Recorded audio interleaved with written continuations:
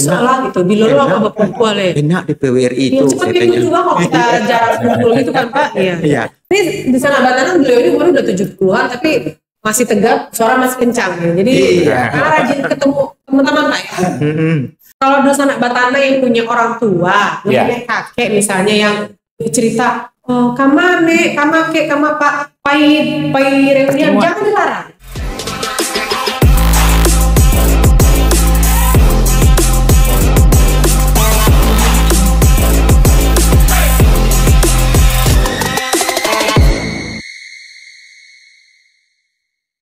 Assalamualaikum warahmatullahi wabarakatuh. Sanak Batandang, bincang tentang industri dan perdagangan. Alhamdulillah kali ini kita menghadirkan 3 orang. Beliau-beliau ini kita bisa katakan senior atau sesepuh kita di Dinas Perindak. Terima kasih Bapak-Bapak sudah berkenan hadir di Batandang. Jadi Dusana Batandang kali ini beliau-beliau sengaja kita undang untuk memberikan informasi berbeda dari sudut pandang mereka sebagai senior dan sesepuh di Dinas Perindak Sumatera Barat. Mohon izin mungkin tahap pertama kita minta kesediaan Bapak memperkenalkan diri dari Bapak, silakan perkenalan dirinya Pak. Baik, Assalamualaikum warahmatullahi wabarakatuh. Waalaikumsalam. Nama saya Warnim, dulunya bekerja di Dinas Perindustrian mulai tahun 1973 dan pensiun tahun 2007. 2007? Ya. Purna tugas ya Pak ya? Ya. Oke. Terakhir di bidang apa Pak kalau boleh tahu? Saya terakhir di bidang Subdinas Industri Kecil dan Rumah Tangga. Tahun 2007 Pak ya? Ya. Bergeser ke sebelahnya dengan Bapak siapa? Waalaikumsalam. Saya nama Hega Anwar, lahir 12 Desember tahun 1953, bekerja di Kanwil Perdagangan 1 Maret tahun 1980 Pak ya? dan pensiun tahun 2010. 2010 berarti Bapak duluan, itu Bapak Pak Khairul ya? Khairil ya. Sebelahnya lagi silakan Bapak. Oke, terima kasih. Assalamualaikum warahmatullahi wabarakatuh. Waalaikumsalam. Nah, nama saya Khairul. Karena nama kami mirip dengan Pak Hiril, jadi bagusnya saya dipanggil Pak Gun saja. Pak Gun, Ya. oke. Pak Gun. Bapak pensiun di tahun berapa? Saya pensiun tahun 2013 dan saya masuk bekerja di Kanwil Perindustrian Provinsi Sumatera Barat tahun 81. 81. Ya.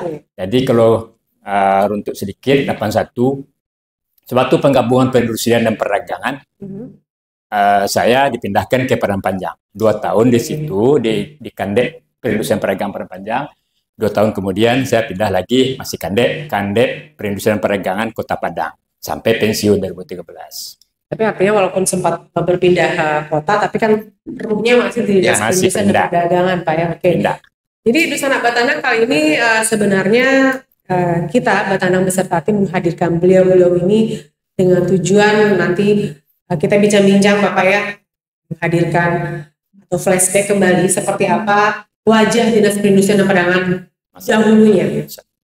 Alhamdulillah beliau hadir di sini dalam kondisi masih sehat walafiat, masih sehat bugar. Saya tadi sempat tanya, umur Bapak berapa ya? Yang beliau berdua ini sudah kepala 7. Iya. Nah beliau sebelah saya akan memasuki kepala 7 sun sebentar lagi. Saya secara pribadi melihat beliau masih kondisi sehat bugar, cukup takjub juga. Merasa apa ya, mungkin berharap juga ke depan nanti mungkin kami nih Pak yang sekarang masih aktif dinas juga bisa seperti bapak-bapak menyelesaikan masa purna tugas dengan baik, tidak ada kendala dan sehat walafiat seperti sekarang. Amin ya Rabbal Alamin. Tapi tetap walaupun di kepala 7 semangatnya masih semangat muda Pak ya.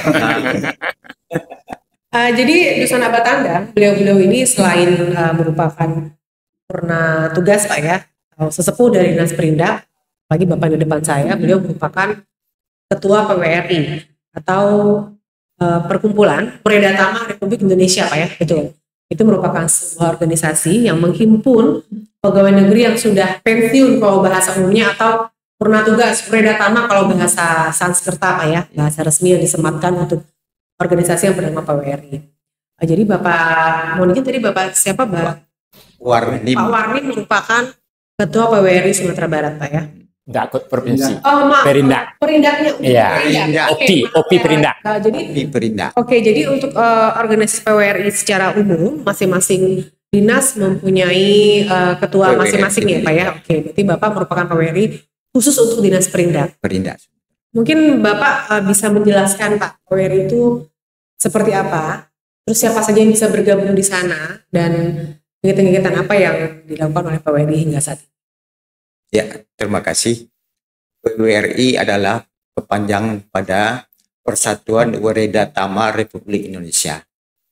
Ini lahir pada tanggal 24 Juli tahun 1962. Sudah lama Pak ya? Sudah lama Sudah sekali. lama ya. Jadi itu adalah 17 organisasi pensiunan itu bersepakat untuk membentuk suatu wadah yang namanya Persatuan Weredatama Republik Indonesia. Kalau dulu cuma pensiunan masing-masing daripada instansi, tapi sekarang semenjak tahun 1962 itu di Jogja kejadiannya disatukan menjadi satu wadah, yaitu Persatuan Weredatama Republik Indonesia. Berarti mohon izin saya potong, artinya PWRI ini menghimpun semua purna tugas dari berbagai macam dinas, berbagai macam stakeholder pemerintah yang dulunya berdiri sendiri kemudian sekarang bergabung di PWRI, betul Pak ya? Iya. Jadi mungkin bisa saya jelaskan Bu Rani. Ya, Pak. Jadi penggabungan PWRI ini di dalamnya itu termasuk pegawai negeri sipil yang telah pensiun, juga pegawai BUMN dan BUMD, dan juga lembaga tinggi negara. Jadi kalau sudah tidak aktif lagi, itu sebenarnya dia sudah masuk otomatis menjadi PWRI. Tapi itu kan ada yang aktif dan ada yang tidak aktif. Kembali ke masing-masing orangnya Pak ya? Iya. Jadi sangat banyak anggotanya Pak ya, berapa ribu juta mungkin kalau kita hitung dari tahun dulu Pak ya? Ya. Tapi setiap instansi itu ada namanya OPI. OPI itu di tingkat bukan departemen dan juga di dinas di provinsi. OPI itu adalah Organisasi Pensiunan Indonesia. Tentunya OPI Perindak, ya, OPI Tenaga Kerja, OPI BKKBN. Jadi yang ada instansi yang ada di Sumatera Barat itu membentuk persatuan masing-masing. Nanti digabungkan menjadi suatu PWRI provinsi yang ketuanya adalah kalau sekarang Pak Safrizal, bekas Wakil Bupati Pesisir Selatan. Nah, beliau itu sekarang dan Ketua PWRI Sumatera Barat saat ini. Sumatera Barat. Sebelumnya Pak Rusdi Lubis yang kebetulan sudah meninggal. Kayaknya senang ya Bang. Maksudnya sudah habis masa tugas, kemudian ada kesempatan berkumpul lagi, semacam nostalgia mungkin. Iya. Kita bergeser ke Bapak sebelah, Pak Khairil. Bapak juga tergabung di PWRI tentunya ya.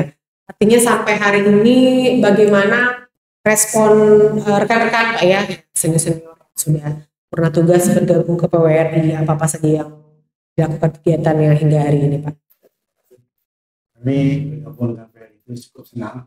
Nah, kegiatan-kegiatannya hampir tiap bulan ada gili-gili dan pertemuan di kantor, untuk menumpang di kantor ini. Oke, jadi sekalian reuni Pak ya, nostalgia. Datangkan misalnya dokter yang lain, sampai itu arisan tiap bulan. Kemudian kegiatan-kegiatannya mungkin kalau ke kota di misalnya lebih tinggi, jalan-jalan ya Pak ya, di daerah kota Sumatera. Kita menyenangkan Pak ya, silaturahmi juga. Jadi memang pertemuan itu sangat besar bagi orang. Satu lagi Pak yang menarik tadi Bapak menyampaikan Pak Warni bahwa ketika sudah pernah tugas atau pensiun itu secara otomatis sistem akan memasukkan mereka ke PWRI secara langsung Pak. Itu apakah memang semacam ini Bu, atau sendata? Begini Bu Rani. Jadi syarat jadi anggota PWRI OPI itu di suatu instansi, dia itu harus mendaftar, mengisi formulir, mengisi formulir yang telah disediakan oleh pengurus. Nah, kemudian juga istrinya juga ikut PWRI. Suami istri. Ya. Walaupun misalnya katakanlah suami yang pensiun, tapi istri walaupun dulunya hanya mungkin bukan tidak bekerja ya, maksudnya ibu rumah tangga tetap ikut serta. Kalau istrinya pegawai. Oh, berarti kalau pegawainya juga. Tapi kalau istrinya tidak pegawai, berarti dia cuma tempelan istilahnya itu mendampingi suami. Tapi boleh ikut ya Pak ya. Jadi saya geser ke Pak Khairul, artinya bagi semua rekan-rekan atau senior yang sudah pensiun, kalau misalnya mau ikut harus daftar dulu Pak ya, tidak otomatis serta-merta ketika surat pensiun keluar juga dibarengi dengan surat anggota PWRI, tidak begitu ya? Jadi harus ada inisiatif sendiri untuk bisa bergabung, mendaftar, mengisi formulir Pak ya? Mengetahui berapa itu daftar anggota di PWRI. Oh, oke. Kalau semua pensiun langsung masuk, ketika anggota ditanya ke Pak Warnim, wah ini semuanya itu gimana? Ya harus terdata Pak ya. Terdata, ya. Geser ke Pak Gun yang paling muda di antara di antara beliau berdua ini kan yang paling Bapak paling senior, nomor 2 ini yang paling bungsu lah istilahnya, paling bungsu dalam artian paling terakhir pensiun Pak ya. Bapak sebagai juga salah satu yang bergabung di PWRI dan tentunya juga merupakan pensiunan dinas perindak Pak ya. Kan tadi Pak Khairul bilang menyenangkan karena kan berkumpul setiap bulan, silaturahmi lagi dengan teman-teman lama begitu kan. Nah kalau Bapak sendiri menyikapinya sebagai yang paling muda nih di antara berdua, apa ya kegiatan-kegiatan PWRI yang mungkin Bapak rasa itu cukup berkesan dan bermanfaat bagi Bapak-Bapak sebagai pernah tugas pegawai negeri sipil atau ASN namanya kalau zaman sekarang? Ya, terima kasih Rani.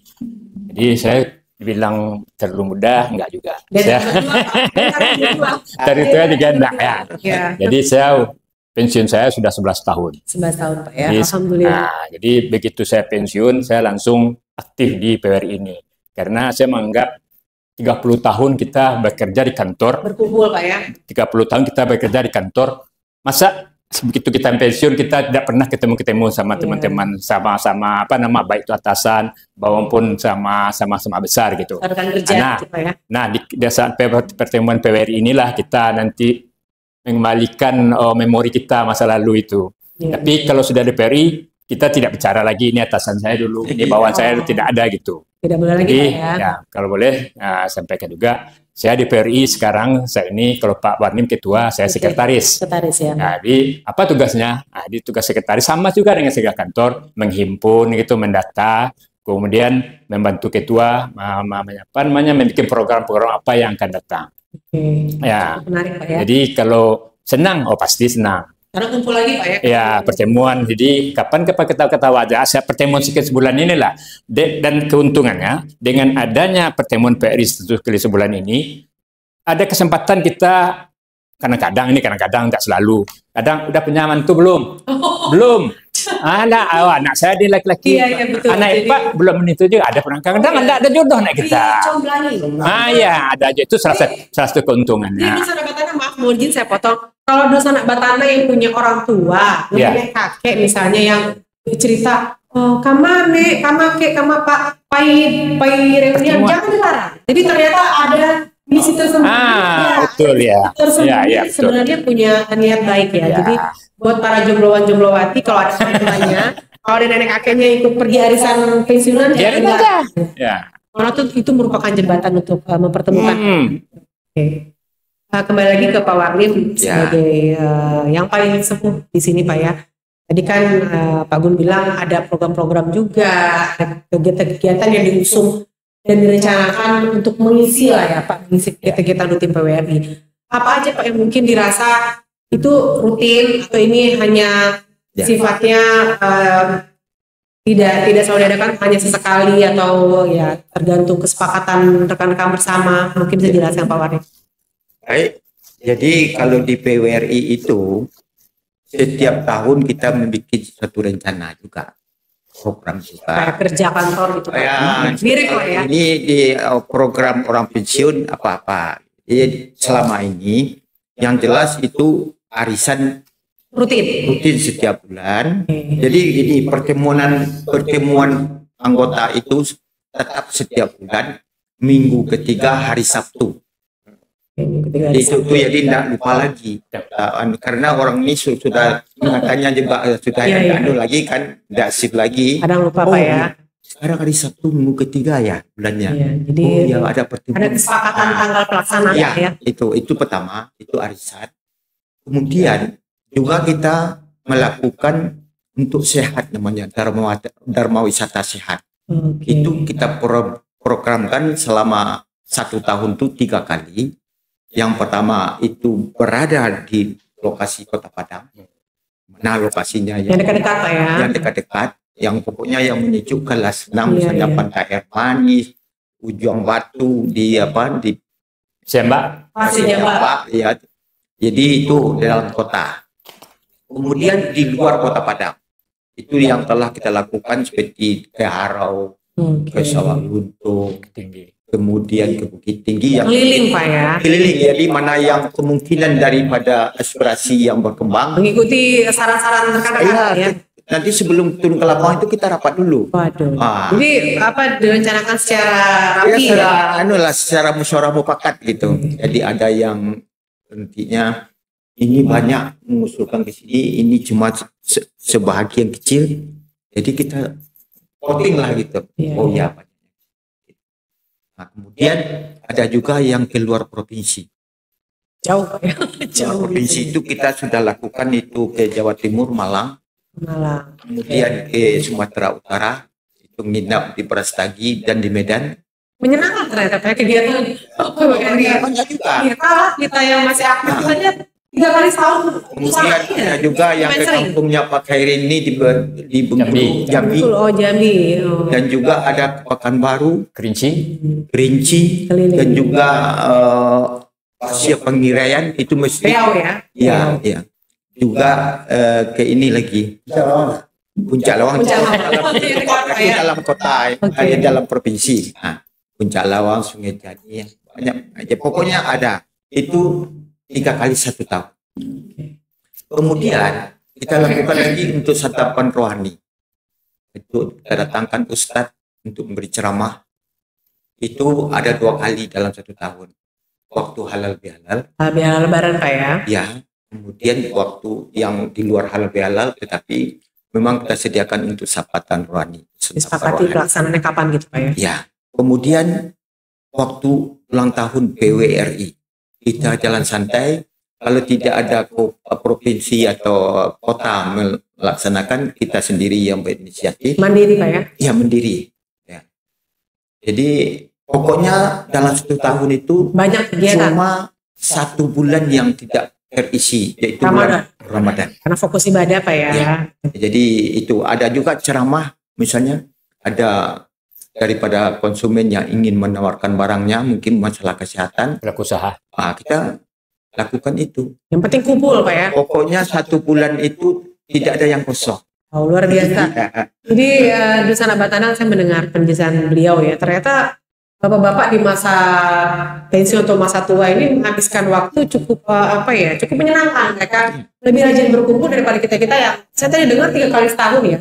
Ini mohon maaf kita aktif aja Pak untuk bisa jalan-jalan itu boro-boro setahun sekali. Memang mungkin karena rutinitas. Jadi masa tua menghabiskannya memang dengan menyenangkan Pak ya, jalan-jalan, silaturahmi. Tapi enggak juga sebetulnya. Kalau pegawai aktif kan dia ada perjalanan dinas. Ingat siapa dulu perjalanan dinas? Iya. Dibayar ya? Iya, dibayarin. Kalau dulu jalan dibayar, setelah pernah tugas bayar sendiri. Cuma bersama-sama. Iya, bersama-sama Pak ya. Oke. Kita pindah ke Pak Khairul. Pak Khairul tadi kan penjelasan Pak Khairul, artinya kan Pak Weri juga mewadahi kesempatan bersilaturahmi buat Bapak Ibu yang sudah menjalani masa purna tugas Pak ya. Nah Bapak sendiri melihat, mengamati begitu ya, kan sudah berpuluh tahun bergabung di Dinas Perindak Pak ya. Bapak kan mampir ke kantor dengan kondisi sekarang, bertemu dengan kami yang mungkin rentang umur ya cukup jauh, mungkin sebaya anak Bapak mungkin gitu kan ya. Bapak melihatnya seperti apa wajah Dinas Perindak zaman dulu dengan zaman sekarang, terus mungkin Bapak bisa bercerita dulu awal berdirinya, bagaimana perjalanan dilalui oleh Dinas Perindak sendiri sampai hari ini. Maksudnya sampai hari Bapak masa pensiun dari 2010 Pak ya? Jadi waktu kita masuk itu memang kantor ini sarana dan prasarananya mungkin sangat zaman dulu Pak ya. Memang betul terbatas. Kemudian kita di bawah Pertikat, jadi masing-masing punya departemen. Oke, departemen aja zaman dulu Pak ya namanya. Dan perdagangan, jadi masing-masing dikelola oleh pusat. Dana kita dari pusat semua, kalau dibandingkan dengan otonomi daerah sekarang lebih besar dana otonomi daerah. Itu pengembangan bumi. Kemudian dari segi kegiatan kerja, kita dulu kerja pakai pensentik. Iya, TikTok Pak ya. Jadi mereka kalau kita sedang bimbel saya salah, Ulang lagi. Sekarang enggak. Ada komputer Pak ya, gampang. Ini bedanya dengan dulu.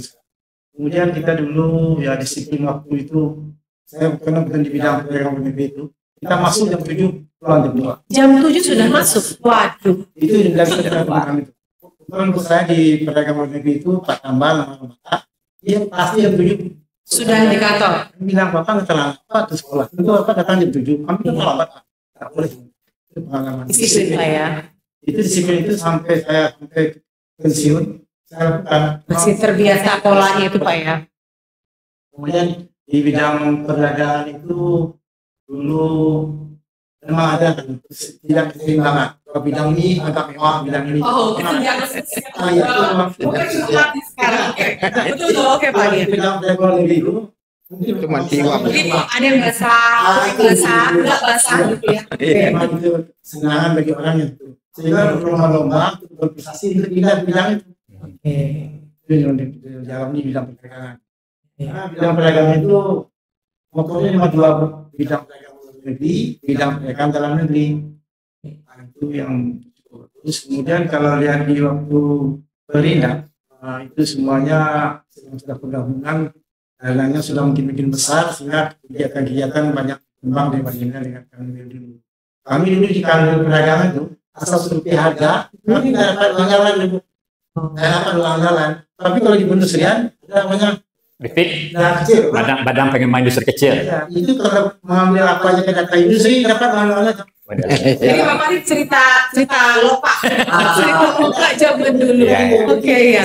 Wah, seru ya. Sebenarnya kalau di Perindak itu semua sudah ada. Sehingga perkembangan itu saingannya bukan uang lagi, sehingga memang untuk bekerja. Sehingga kami waktu itu penggabungan itu untuk seksi aja susah. Gabungan apa instansi ya. Oke. Jadi memang di kecil Semacam dirapikan Pak ya. Ada yang korban ya? Ada yang korban sampai ke daerah. Ada jadi tumbal Pak ya. Bukan tumbal korban. Yang Korban maksudnya hilang jabatan. biasa lah itu Pak ya. Penggabungan itu Restrukturisasi.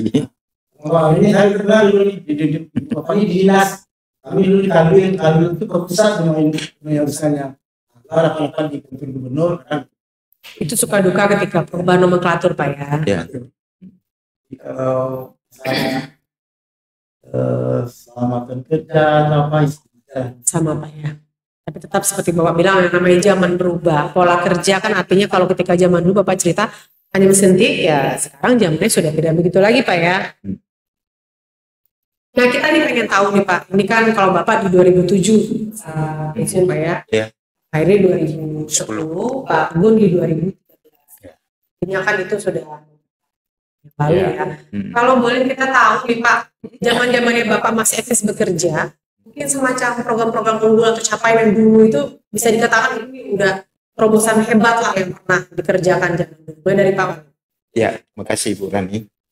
Jadi kalau saya itu mulai bekerja sampai pensiun itu tetap di Padang. Tetap di Padang Pak ya? Nggak pindah-pindah, nggak geser-geser. Cinta Padang Pak ya? Cinta Padang atau mungkin cinta bos mungkin juga. Oh segitunya. Cinta lokasi. Tidak dipindahkan kan? Tidak pernah pindah-pindah. Itu yang pertama.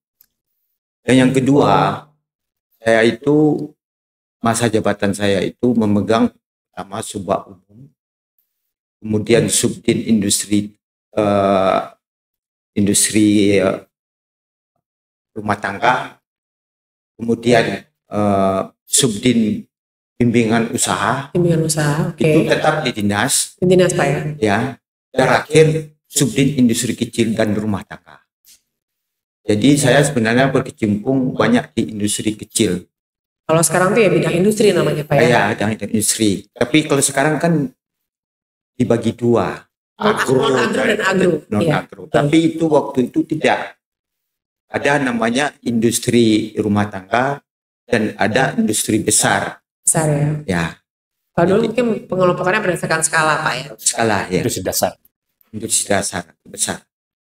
Jadi yang masih ingat bagi saya selama memegang jabatan yang pernah saya bina industri itu, kelompok-kelompok industri itu yang paling terkesan bagi saya yaitu membina pengrajin tenun songket. Tenun songket di Kota Ya. Padang. Di Kota Gadang ada, Kota Gadang, di Pandai Sike ada, di Payakumbuh ada, dan juga ada juga yang di Air Bangis, tapi itu kecil skalanya. Yang menjadi terharu saya itu tahun 2006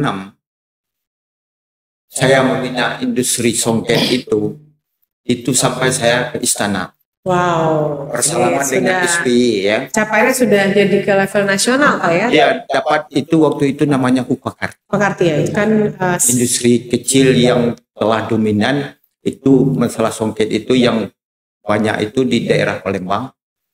dulu Pak ya. Dulu di Palembang, kemudian di NTB juga ada, Lampung. di Lampung.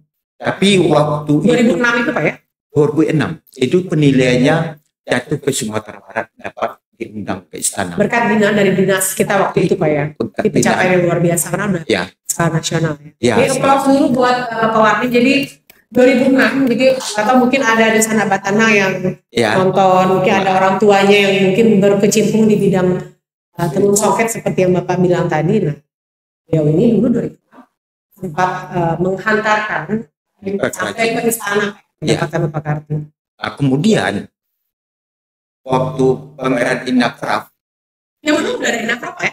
Sudah ada ya? Ya, tidak ada juga. Sampai lama. sekarang masih. Tetapi tahun 2010 juga waktu pameran Inacraft itu juga dicari mana yang terbaik binaan semacam itu. dikompetisikan Pak ya? Ya, dikompetisikan, dinilai oleh juri di sana. Juga Sumatera Barat mendapat.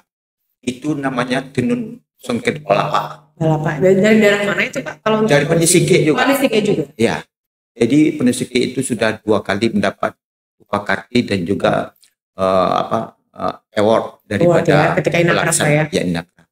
Nah, kemudian juga saya kecimpung yang banyak itu masalah tenun juga. Tenun lagi. Bapak ini Tenun. kayaknya spesifik ngurusin tenun ya. ya. Nah, jadi di tenunnya itu di daerah Sumpur Kudus. Oh, Jawa Pak ya. Ya, Sumpur Kudus ya. Solo. Junjung. Sinjung ya. Iya, iya, iya. Jawa. Sumpul. Sumpur Sumpur. Kudus. Oke. Kampungnya Pak Sapai Ma'arif. Ya. Nah, jadi waktu itu tenun set di sana itu belum begitu maju karena desainnya apa adanya saja. Oke. Jadi waktu pembinaan kita dilakukan, jadi kita mendatangkan ahli desain dari ITB. Mengimprove desainnya Pak. Ya, improve desainnya juga dosen dia itu turun ke lapangan dan juga mengajak model itu Samuel Watimena. Wow. Itu masih sekarang masih nama-nama yang sudah Ya, Samuel eksis di skala Watimena. nasional ya. Ya, dia perancang model Ya, itu. desainer ya. Jadi sesudah itu 3 tahun itu bersama dengan penelitian dan Dekranas Ibu Nevi. Kebetulan saya juga sekretaris di Dekranas Provinsi dulu selama 5 tahun. Oke. Jadi itu dicekoki, ya dipersamakan antara Bupati Sijunjung, Ibu Bupati Sijunjung dengan Ibu Nevi dan juga Dinas Perindah. Akhirnya juga produk yang dihasilkan itu dulu kan apa namanya yang dipakai itu untuk hari-hari tertentu saja. Ya, hanya Tapi setelah kita bina selama 3 tahun itu bisa untuk pakaian pakaian harian. harian Pak ya. Ya, pakaian harian yang banyak sekarang beredar itu. Bergeser dari wastra tenun hanya untuk dipakai momen adat Yang tertentu mohon adat diganti kepada pemakaian harian. harian. Itu sekarang itu banyak berkembang sekarang di sana itu. Dan mudah-mudahan masyarakatnya dan pengrajinnya semakin berkembang. Dan sampai hari ini bisa makin ini. Dan juga yang juga ada yang masih terkesan di saya itu pembinaan minyak asiri. Tahun 2006 itu Pak ya? Nah, itu minyak asiri itu tahun 80 sampai tahun 90 Oh sudah ada minyak asiri waktu itu Pak ya? di Mentawai. Mentawai. Yang paling banyak itu ada di Sumatera Barat. Tapi yang saya bina waktu itu saya diutus oleh kepala dinas untuk memimpin proyek pendustrian yang ada di Mentawai. Waktu itu Pak ya? Oh ya, jadi saya fokus kepada nilam dan kerajinan rotan Di Mentawai Pak ya? di Mentawai itu. Kalau di Mentawai itu saya membinanya hampir 10 tahun. Tapi Cukup lama Pak ya? macam-macam produk. Tapi saya nggak di sana Bu. Bolak-balik Dalam Pak ya? 1 bulan itu saya pergi 1 minggu. Jadi setiap itu pembinaannya.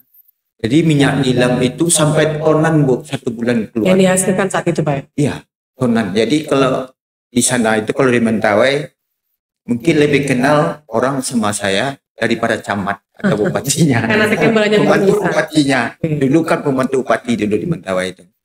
Nah, jadi itu, tetapi masyarakat Mentawai itu mungkin Ibu sedikit bisa mengetahui juga, dia itu tidak fokus apa yang telah ada usaha yang digeluti hari ini, tapi ada yang lebih baik, misalnya membantu sesaat, yang ini ditinggalkan.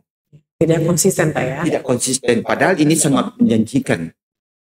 Itulah mungkin yang Berarti itu beberapa pencapaian yang zaman dulu yang Bapak anggap itu program-program yang merupakan terobosan terbaik saat itu Pak. Ya. Biasa ke Pak Khairil, zaman Bapak dulu apa Pak? Program-program yang jadi unggulan waktu itu? Saya bekerja bulan masuk teman-teman untuk di bidang perdagangan. Ini selama bekerja di bidang perdagangan itu yang pernah kami lakukan. Yaitu yang pertama itu meningkatkan mutu gambir. Gambir Pak ya? Gambir, jadi ada satu proyek pokok namanya bahan olah kulit ekspor. Itu kita coba bantu daerah di Baik Umum itu, di Muka. Itu peralatan untuk Pengolahan gambir. waktunya ada. Itu kita coba bantu, kemudian kita bikin demrod gambir. Jadi itu sebenarnya sudah menyalahi yang sekarang itu. Sekarang kan itu kerja orang pertanian atau perkebunan. Iya. Tapi perdagangan itu karena ada proyek yang dari pusat, kita bikin demrod gambir sehingga itu kita bina. Jadi mulai dari penanaman sampai proses menjadi gambir, kita bantu itu. Asalnya itu kalau sekarang sudah mungkin tidak ada lagi di perdagangan, karena sudah lain jalannya. Kemudian yang di perdagangan luar negeri juga itu kita pernah melakukan informasi pasar.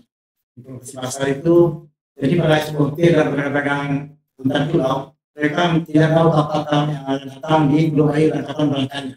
Kita bikinlah suatu buletin adalah informasi, namanya informasi muatan pulang kapal.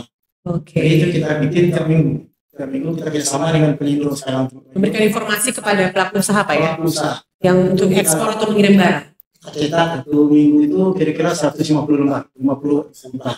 Kayak buku atau majalah betul ya?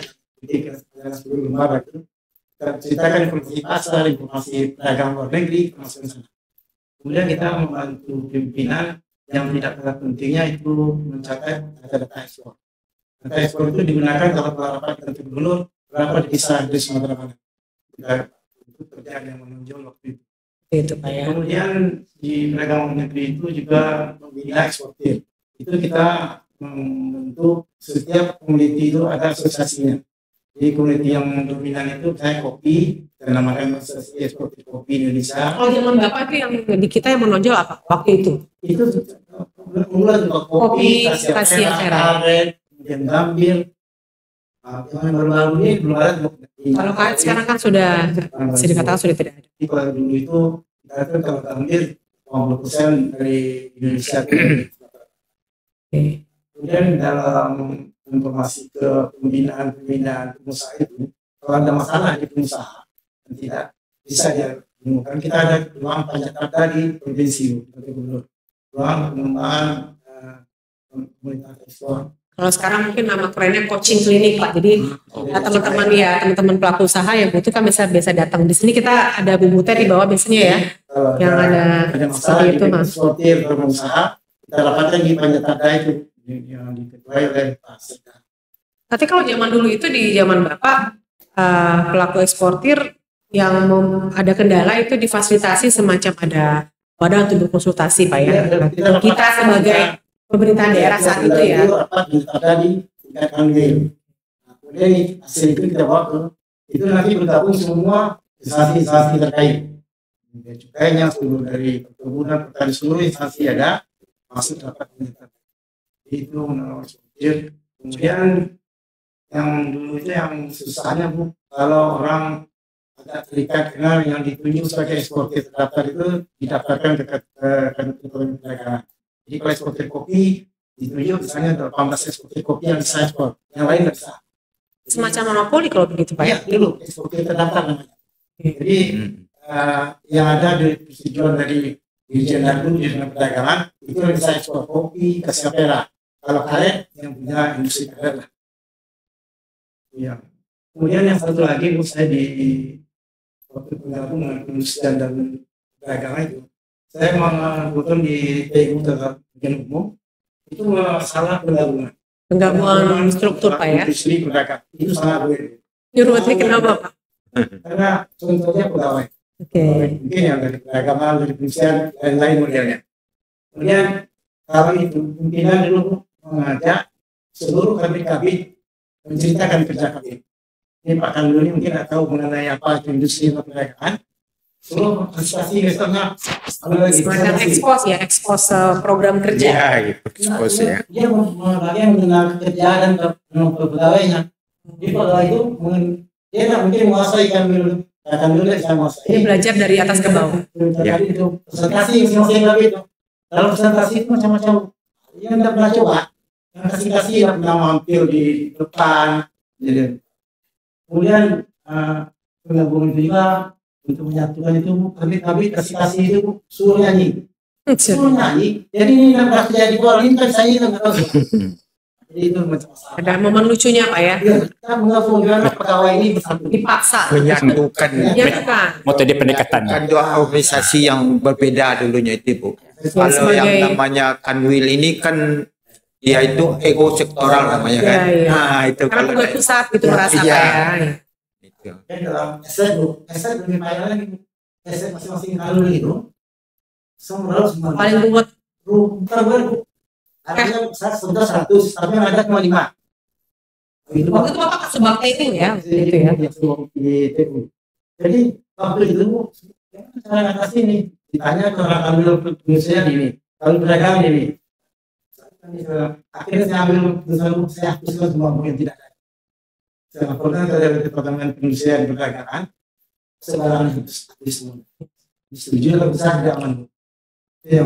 Kemudian yang bisa saya lupakan adalah pendirian craft center yang di Kati Sleman. Oh iya. Si craft center itu modalnya dibikin di Kanwil Industrian. Tahun berapa itu Pak pendirian craft center? 81. 80-an. Itu berfungsi Kanwil itu. Si perindustrian. Si Kanwil Industrian dibikin gedung promosi namanya. Iya iya. Jadi di situ dibikin promosi, didatangkan dari seluruh kabupaten kota di Sumatera Barat. Barang-barang Himpun sini. Kemudian beberapa tahun lama saya dipanggil oleh Kanwil Industrian Perdagangan. Bisa nggak kita jadikan gedung yang bentuk agak bermakna lebih besar.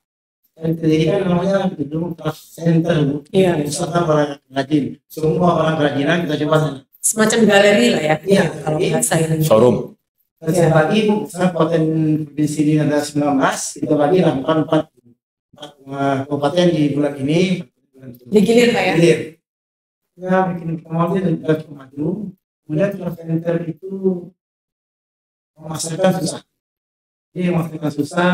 Masing-masing industri itu kan, pengrajin itu kan mau sendiri aja. Ya, beda-beda ininya Pak ya. Kita coba dirikan Minang Trading House namanya. Jadi seluruh order ini kita melalui Minang Trading House. Satu pintu Minang Trading House yang mengelola itu, tapi tidak lama berkembang. Emosional pengusaha itu tidak bisa dilakukan. Tapi craft center itu adalah seluruh Indonesia nggak tahu semua. Dan salah satu kunjungan Pak Gubernur. Iya, terobosan yang diangkat saat itu mengenalkan pengusaha Sumatera. Itu kita gabungkan nanti semua pengusaha di sana jadikan transaksi di Minang Trading House. Sampai sekarang cuma yang belum bisa dilaksanakan Bu. Saya beri mimpi dulu. Ya 3 bulan diadakan pameran. Pameran itu digilir masing-masing. Misalnya bulan pertama 3 bulan ini industri kerajinan kulit ada. Besok ada produk ya Pak ya. Modiki. Produknya apa? jadi ramai gitu. Tapi ya mungkin masalah dana juga perlu ada sehingga susah mendapat. Tapi saya bilang dulu kita bisa adakan ini Bu. Tapi kita adakan kerjasama dengan Semen Padang. Swasta ya. Dia bisa bikin adanya tempat tenda untuk promosi. Nanti pengusahaan gratis. Tapi itu belum terlaksana. Belum tercapai Pak ya. di Klub Fintech itu kalau bisa sekarang saya kita sama dengan di Kanal Sedang. Iya, dekran Nah, sekarang. sekarang di Kanal Sedang.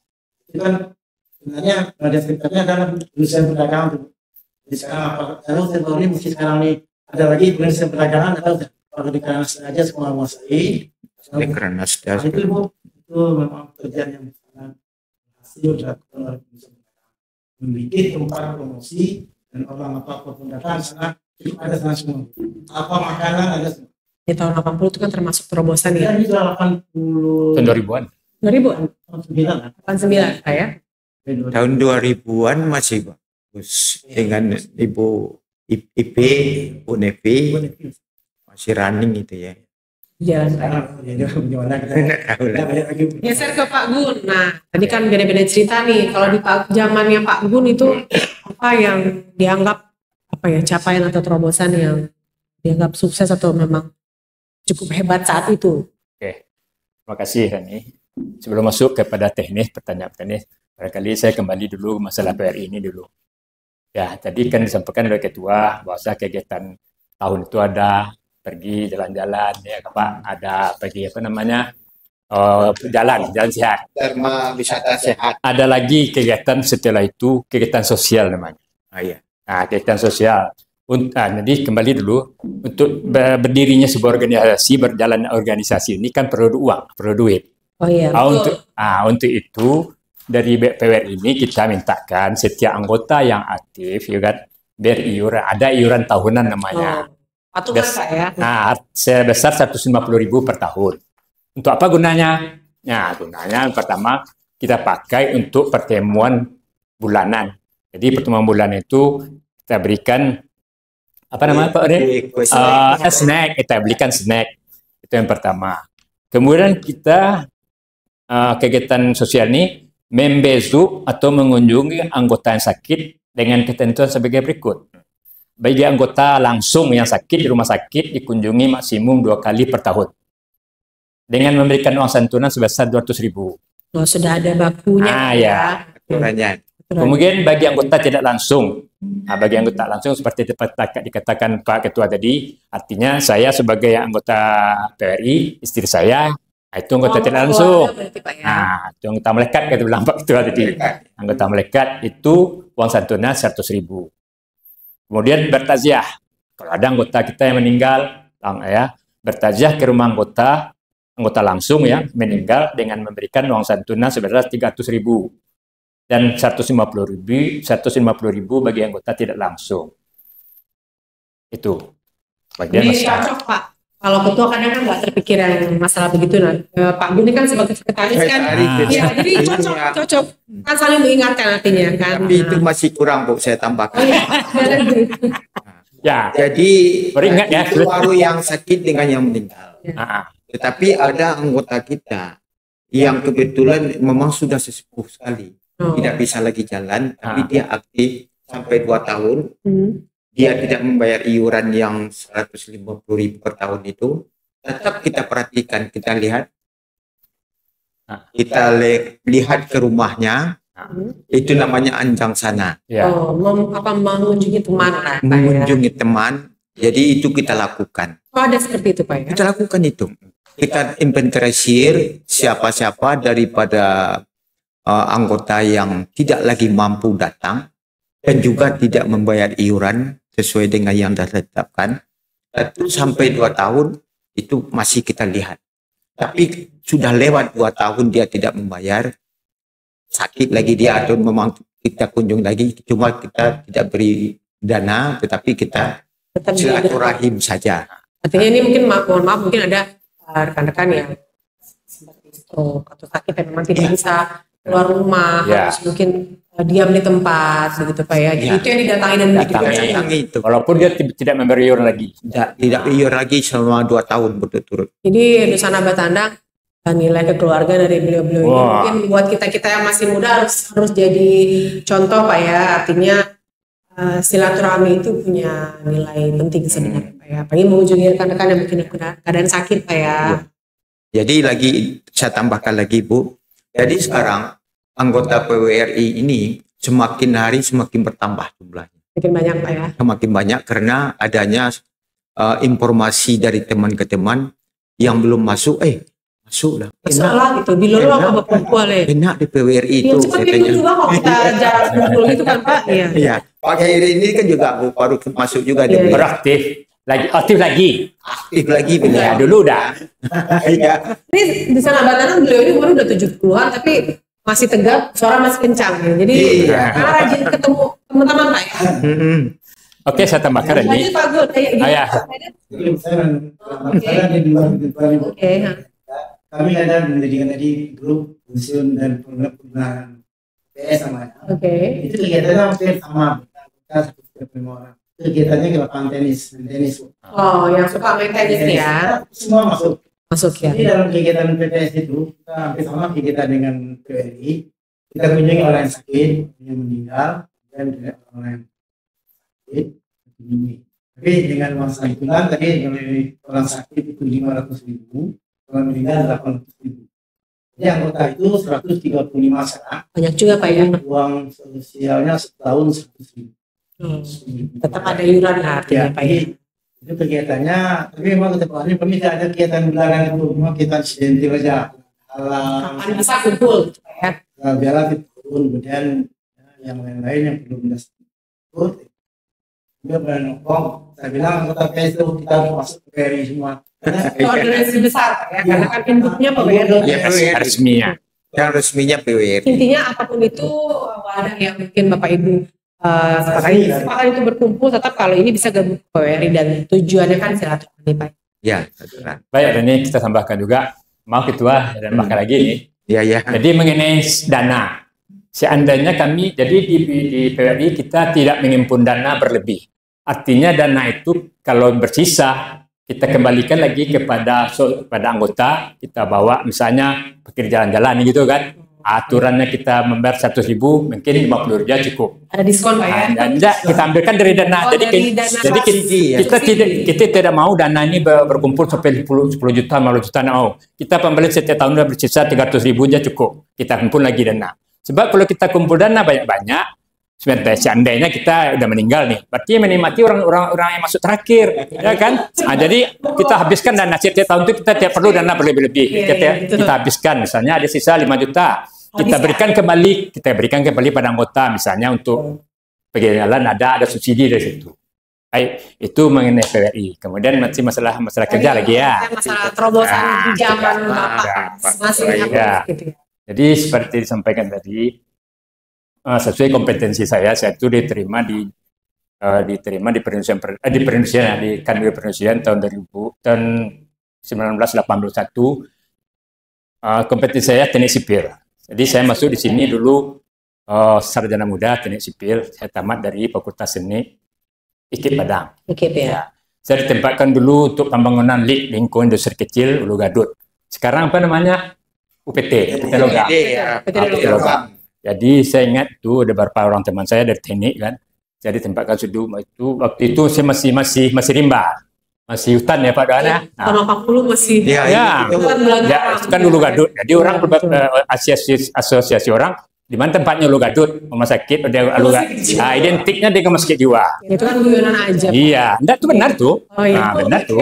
Yang Indra Kiri. Nah, jadi di tempatnya itu pembangunan lift itu. Jadi sarana dan prasarana infrastruktur orang bilangnya gitu.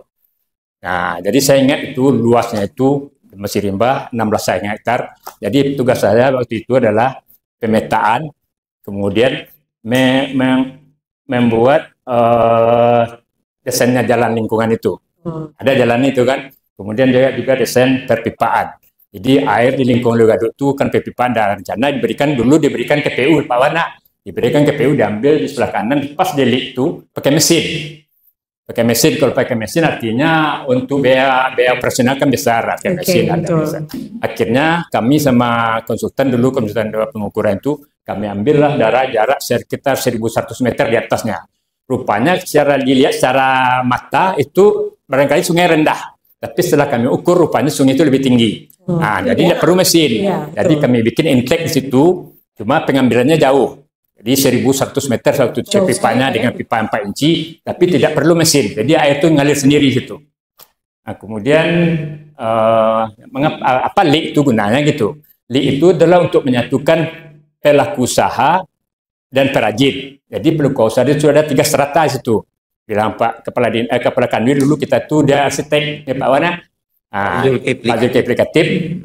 3 strata di situ ada pengusaha besar itu bergerak di bidang kayu, sawmill kayu, dia tuh eksportir, kemudian eksportir rotan sudah menjadi mana jadi kursi ya.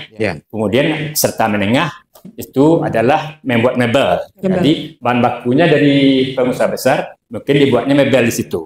Kemudian yang ketiga adalah perajin kulit dan sepatu. Jadi disimpunlah di situ. Kemudian rotan lagi. Rotan dia disimpunkan di situ di Lugado itu ada pengusaha kayu, pengusaha rotan, menengah dan kecil. Kecil itu adalah pembuat sepatu. Pembuat sepatu itu diambilkan dari Bukit Tinggi. Jadi pengusaha kecil-kecil dari sepatu seperti Kota Padang dihimpunkan di situ. Waktu nama itu pengembang itu adalah Badan Pengembangan Industri Kecil BIPIK Pak Wan ya. Tahun 81 saya masuk sampai waktu itu BIPIK itu bendaharanya Bapak ini. Bapak ini bendaharanya. Saya mencari uang untuk anggaran. Jadi Bapak ini selain bidang teknis, awalnya Bapak ini di keuangan. Jadi sudah bermitra dari apa ya? Kemudian selesai LIK ini kan selesai ini Pak. Tapi setelah Bapak Kanwil itu pindah, LIK ini artinya tidak diurus lagi. Jadi biarkan dia berjalan apa adanya. Maka saya waktu itu masuk kantor. Masuk kantor lagi. Saya ditempatkan di program. Nah, tahun 86 saya dikirim itu pelatihan komputer. Jadi saya lah orang yang pertama di perindustrian itu yang belajar komputer. Tahun 86 belajar komputer di Jakarta. Orang kan bilang Pak Egil tadi ngesentik. Jadi saya lah orang perindustrian yang pertama belajar komputer ke Jakarta. Waktu itu tahun 86 selama 12,5. Lama ya? 12,5. Ya. Jadi pengajarnya waktu dari ITB, kemudian dari Kementerian Perindustrian juga. 86. Akhirnya setelah masuk di program, bergabunglah perindustrian perdagangan tahun 96 tadi ya. 96 bergabunglah perindustrian. Sebetulnya cikal bakal perindustrian perdagangan ini bergabung udah ada juga. Mengapa? Karena kantor kita berdekatan. Ya kan? Perdagangan kantornya di depan. Di sini satu. Ya, zaman dulu ya. Ya. Di sini satu kan tempat kita sekarang. Kemudian kantor BPBD sekarang itu kantor perdagangan. Ya. Kemudian di tengah-tengah yang bergonjong itu perindustrian. Jadi instansi kita ini dulu kan 3 seperti tadi kan. Ada dinas perindustrian, Pak Warni dinas perindustrian. Kemudian ada Kanwil Perindustrian. Nah, saya dari Kanwil Perindustrian. Kemudian Kanwil Perdagangan, Pak Heri Kanwil Perdagangan. Maka klop lah pernikahan. Organisasi ya. Iya, organisasi. Pada waktu bergabung itu tahun 96, tahun 98 orang-orang yang staff dipindahkan termasuk saya waktu masih staff kan mengisi jabatan-jabatan yang kosong. Saya dipindah. Berarti dapat promosi Pak ya waktu itu ya. Promosi saya mengisi ke Padang Panjang. Kisahnya kenapa bisa masuk ke Padang Panjang waktu itu? Masuk ke Padang lagi kan? Ya, mengapa saya dipindahkan mengisi jabatan-jabatan kosong itu kan? Waktu itu masih eselon 5 masih ada. Eselon 5. 2 tahun kemudian saya pindah ke Kota Padang. Jadi masih Kanwil ya, masih Kandek ya, di mana? Kandek Perindustrian Perdagangan Kota Padang. Tahun awal 2000 saya pindah ke Kota Padang. Disitulah nanti saya tahun 2000. Kalau di Kota Padang tuh jabatan tuh 1 tahun bisa ganti kan, 1 tahun bisa ganti. Jadi saya apa namanya rolling jabatan? Ya jabatan satu kali ya. Ini Pak ya. Jadi ada pernah saya di perindustrian, saya pernah di program juga, ada pernah juga di perlindungan konsumen ganti-ganti. Pada 2007 berdirilah Badan Penyelesaian Sengketa Konsumen, ya kan? Kota Padang pertama di Kota Padang dan yang keempat di seluruh Indonesia. BPSK memang Sumbar termasuk yang semacam terbaik. Provinsi Indonesia memang diakui. Iya. Nah, itu apa Malik? Dari Indonesia itu itu lain, itu asosiasi. Ya. Jadi tahun 2007 itu berdirilah BPSK Badan Penyelesaian Sengketa Konsumen. Saya waktu itu jabatan saya di struktur kepala sesi badan PTN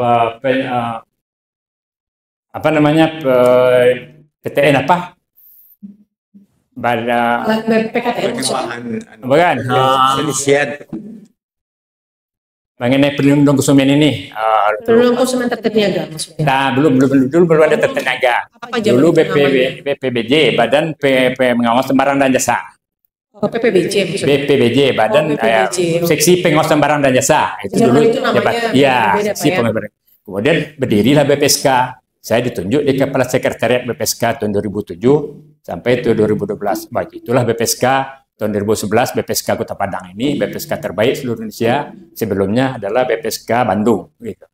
Oke, capaian luar biasa berarti Ya. di Bapak itu membuat industri dan berdirinya BPSK Padang sebagai salah satu BPSK terbaik waktu itu. Iya, kemudian saya pensiun 2013.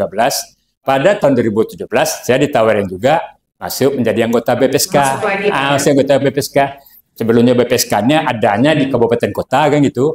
Tetapi tahun 2017 ada aturan Menteri Perdagangan. Kembali ke kewenangan provinsi. Kewenangan provinsi, maka berdirilah BPSK di tempat kita berdiri sekarang. Oke, jadi di sana Batanda kita akan sudah dengar ini bersama cerita beliau-beliau ini menceritakan pencapaian di zamannya Pak ya. Ya.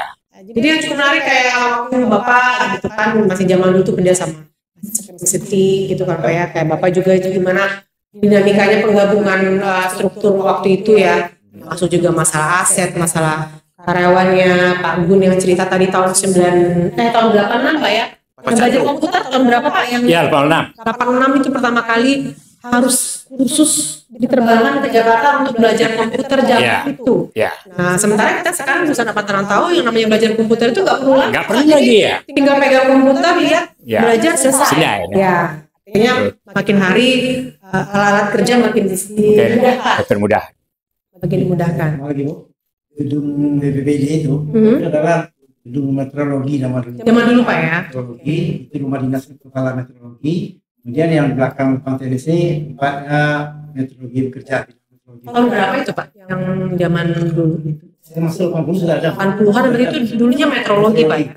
Iya, tapi namanya perdagangan kan gedung perdagangan perdagangan. Iya iya. Jadi yang mengelolanya adalah kanwil perdagangan di sini. Bu. Oh zaman masih kanwil dulu Pak Iya, ya. perdagangan. Kemudian karena kantor perdagangan di sini kecil, ya usulkan bikin kantor perdagangan di sana depan itu.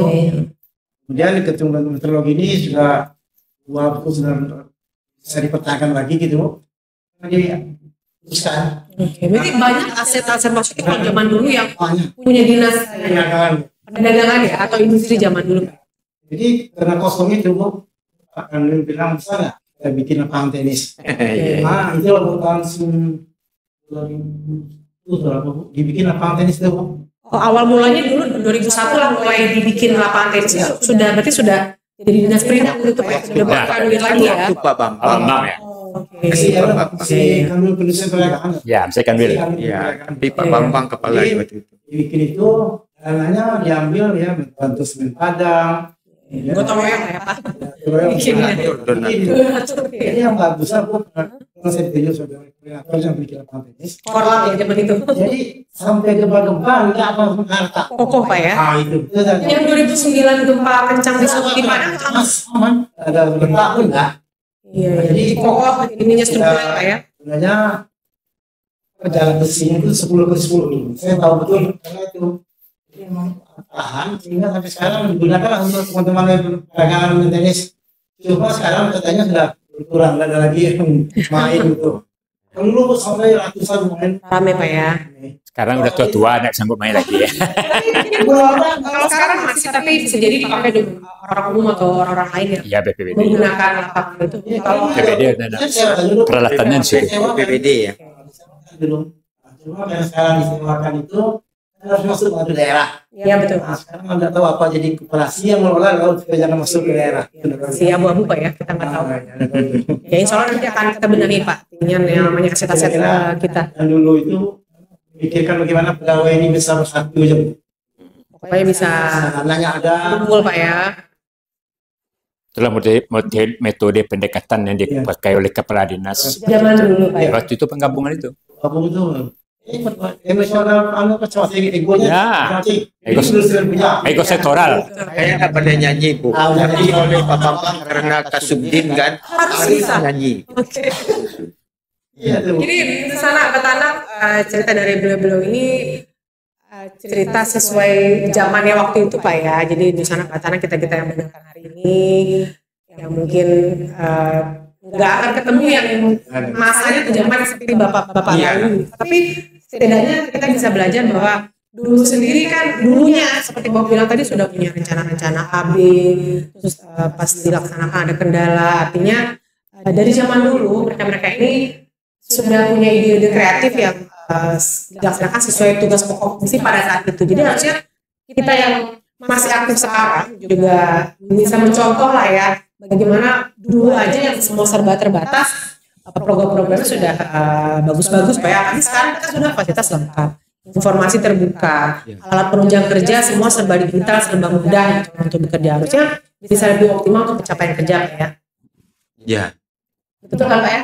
Ya kalau dulu contohnya tadi Bapak bilang mesin tik kalau salah hapus semua. Ulang lagi. Iya kalau salah tinggal Kalau yang sesudah mesin tik itu Bu, ada mesin EBM namanya. Oh iya, sangat. Tapi bisa dianukan, Bisa ditarik kembali. Yang salah itu bisa ditarik. dianukan. Agak sedikit lebih modern.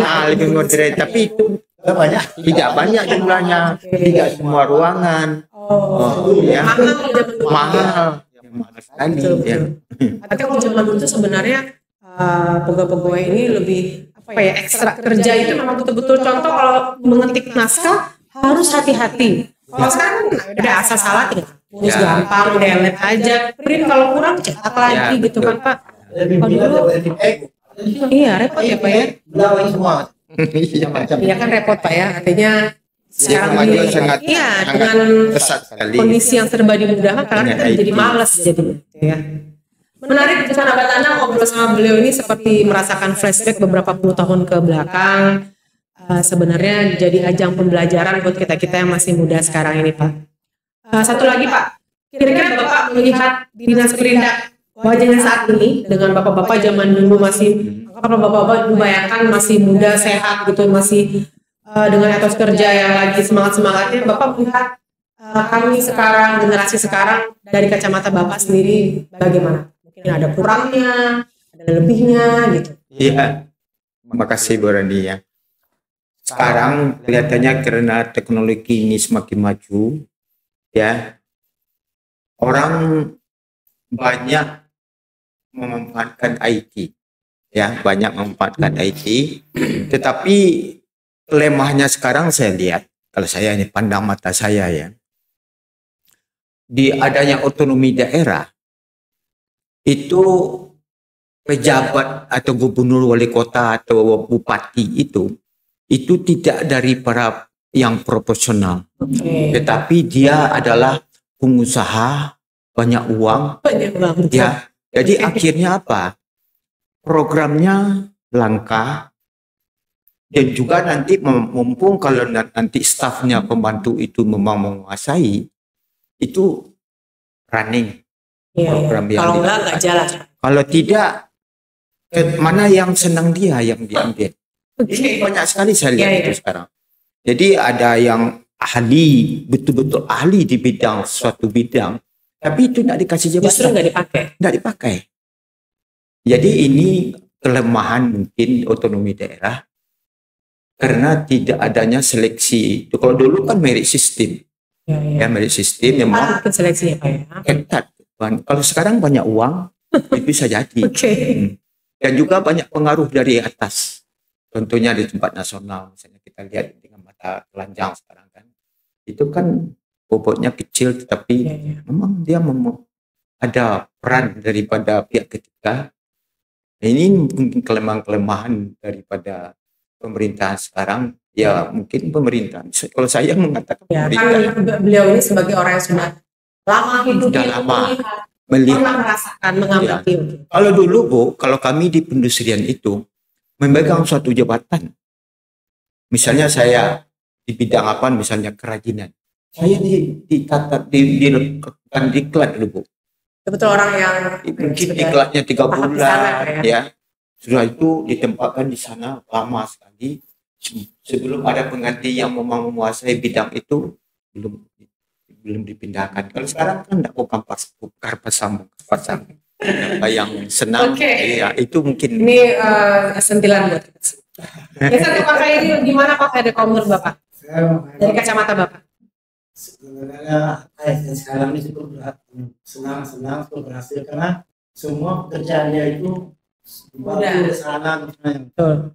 Jadi kalau dulu saya pengalaman saya disuruh bongkar orderan. Maaf ya. Ya, yang besar, ya, tebal itu ya. Bongkar semua. Pilih kabinet. Kita dari bulan tinggi suruh bongkar itu nggak masuk akal. Ya, kayak kerja fisik ya Pak ya. Sudah berapa album semua, tapi itu gunanya mungkin kita bekal kita untuk naik jenjang. Kita ada peraturan tahun 80, tahun 70. Tapi sekarang ya, sekarang kita bisa dengan tentuan. Tinggal ini aja Pak, googling di sini. Ya, betul. Sudah nggak di kertas lagi sekarang semua. Kalau harus saya di sini dengan di kantor ini rugi kita. Iya. Itu semua sudah diberi yang tetap. Kan tetap awalnya, tapi kalau dulu mengisi jabatan tadi itu Bu, memang ada jenjang-jenjang. Betul-betul orang yang sudah terlatih Pak ya. Turun daerah itu. Pindahan itu memang sangat Loncat sana loncat sini serba nggak jelas Pak ya. Dari untuk jadi kandidat itu Bu, dari kasih dulu di daerah ini baru pindah. Berarti ada pengkaderan jelas dari bawah Pak. Saya pengalaman saya waktu promosi di Payakumbuh, jadi kata kandidat di Payakumbuh itu, akhirnya Nur Handang nih bisa ekspor nih, kan kami sudah kirim ke Batam gitu. Soal orang Bu. Salah itu Pak, yang ekspor itu Bang Bayu luar negeri. Itu yang ekspor. Jadi karena dia dari kantor camat Bu, di kantor dari kantor camat, nanti susah. Itu pengalaman ekonomi. Tapi mudah-mudahan kalau ini dikurangi ya. Tapi nanti kita dari perdagangan ini nanti pindah lagi, mungkin berkembang sampai itu kan belajar lagi. Betul. Itu mungkin ya teman-teman yang adik-adik yang baru ini harus berkembang. Nanti semua sudah diberi Sudah dimudahkan semua Pak. lagi saya dengan Pak material ini memang membutuhkan. Iya, bagus. Ya seperti Batandang ini merupakan terobosan beliau, artinya Kemarin ini Pak, menghadirkan wadah untuk kita menyampaikan informasi secara luas dan terbuka. saya Bu, kemarin ini kan kami halal bihalal. Jadi saya undanglah Pak Nofrial ini menghadiri acara halal bihalal. Ya, beliau Beliau sempat cerita. hadir Pak, Sempat cerita sama saya dengan beliau. Hadir langsung. langsung. Saya kaget juga. Pak Nofrial hadir. Alhamdulillah. Beliau suka kumpul orangnya Pak. Suka kumpul. Pak Gun, apa Pak kira-kira dari apa ya Bapak kan ya bisa melihat yang zaman Bapak dulu, zaman sekarang, kira-kira apa yang menurut Bapak baiknya apa begitu. Oke, saya tidak secara luas ya menyampaikan membandingkan, tapi secara sempit artinya di dinas kita saja. Ya betul. Saya bersyukur ada baiknya kalau zaman dulu itu masih kanwil atau dinas ya, kita bisa pindah kerja dari provinsi ke kandek-kandek. Kita punya pengalaman, punya mengisi jabatan di situ. Jadi contohnya saya kan dari staf di provinsi di kanwil perindustrian kan perdagangan, saya pindah ke kandek. Itu pengalaman saya di jabatan. Saya pernah ngisi saya jabatan di perdagangan, di program, kemudian di perlindungan konsumen juga. Jadi itu menambah wawasan kita bekerja. Peluang untuk punya wawasan di berbagai posisi. Ya. Kemudian cara kedinasan, artinya gini. Kalau dulu dengan keterbatasan transportasi, ya kan, kita pergi ke lapangan itu cuma pakai sepeda motor. Pakai motor Pak ya? Iya. Bukan di Kota Padang, bukan di Kota Padang, Reni. Keluar kabupaten. Saya waktu di perindustrian dulu kan di kanwil perindustrian, saya ditempatkan setelah delik, saya tempatkan di kantor lagi di program, di bina program ya, di bina program saya staf. Saya waktu itu memegang data 50 kota. 50 kota itu adalah industri paling banyak Sumatera Barat. Artinya 50 kota itu industri, seluruh industri sekitar 10 ribuan. Di daerah lain cuma 2.000, 3.000. Saya pergi ke daerah itu mendata pakai motor. Pakai motor. Kalau sekarang nggak ada orang pakai motor lagi, udah kan mobil dinas. Sekarang mau ke mobil dinas kan? Yeah. Berapa uang jalannya waktu itu memang pakai jalan, tapi kita nginap di situ.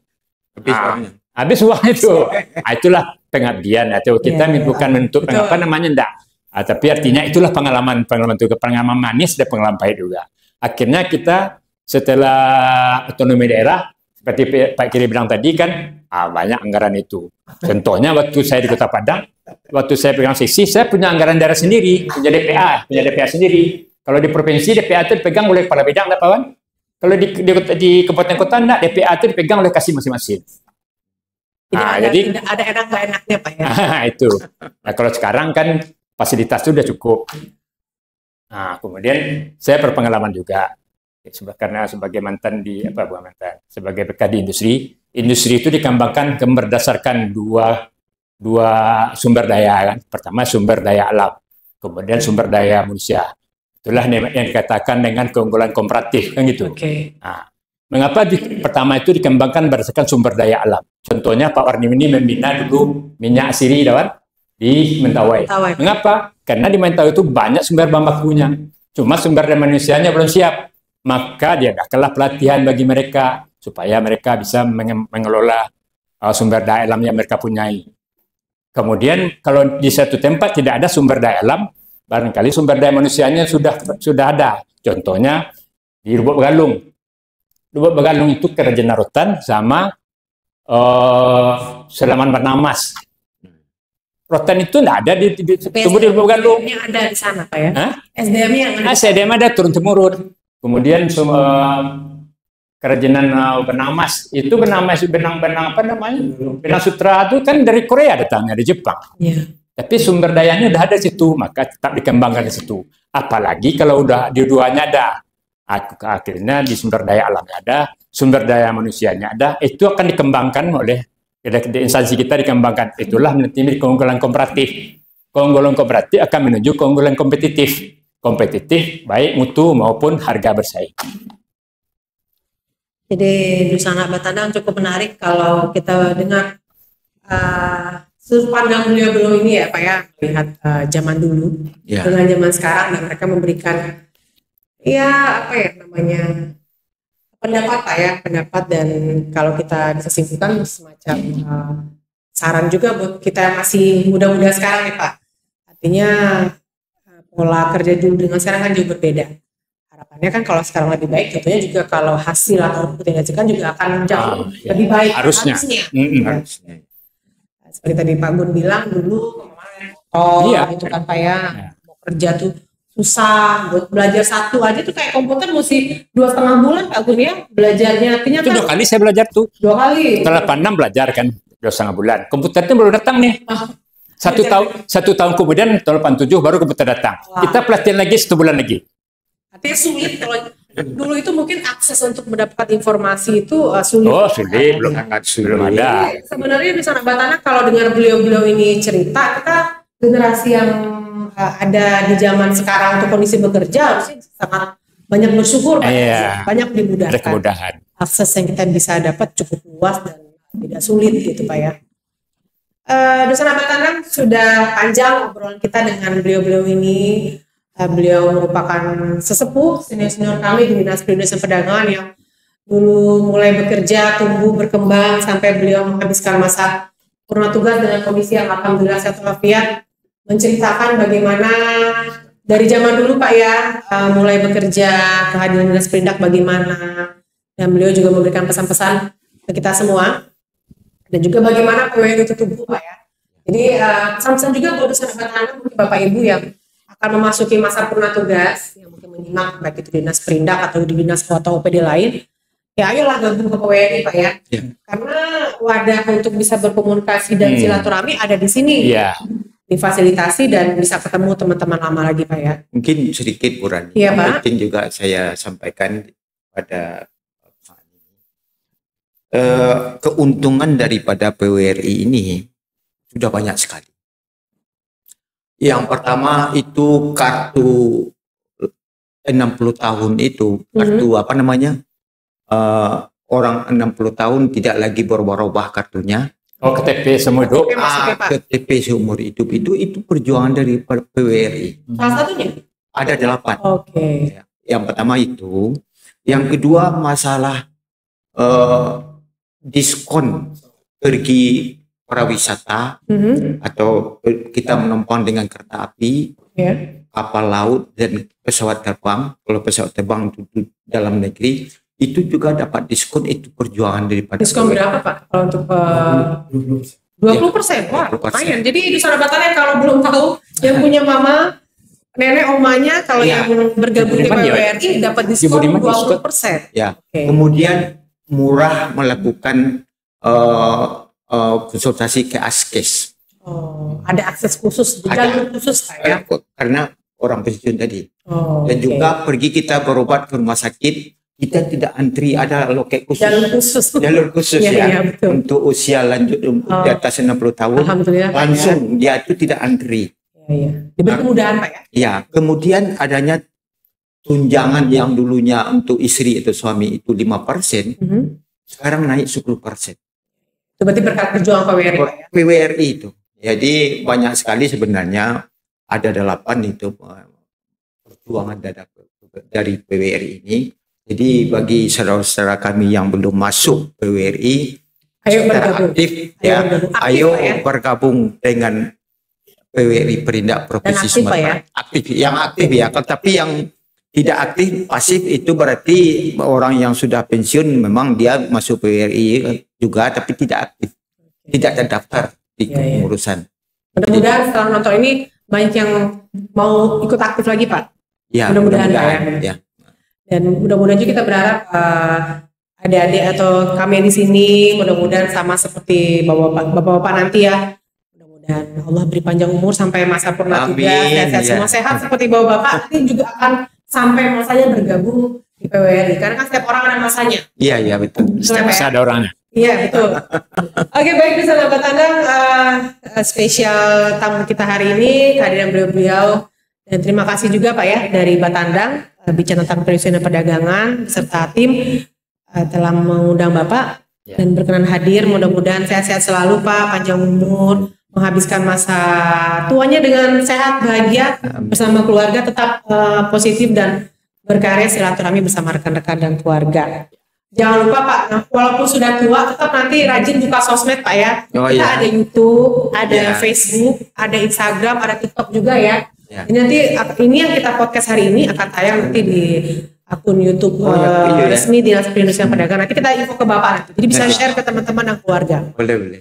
Saudara Tanah, demikian obrolan kita bersama 3 orang senior dan sesepuh dari Dinas Perindustrian dan Perdagangan yang tergabung resmi di PWRI.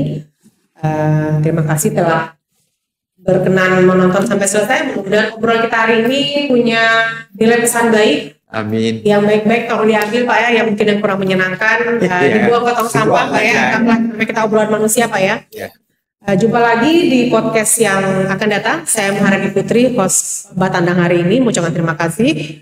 Dan kepada Nusantara yang menonton, jangan lupa like dan subscribe channel YouTube kita Dinas Perindak Sumatera Barat. Ada Facebook, ada Instagram, dan juga TikTok. Bisa follow dan ikuti, dan semua informasi terkait dinas kita hadirkan di sana. Baik, terima kasih. Kita undur diri dan pamit Pak ya. Mohon maaf apabila ada salah dan khilaf. Berjumpa kembali di tayangan podcast mendatang. Assalamualaikum warahmatullahi wabarakatuh. Waalaikumsalam warahmatullahi wabarakatuh.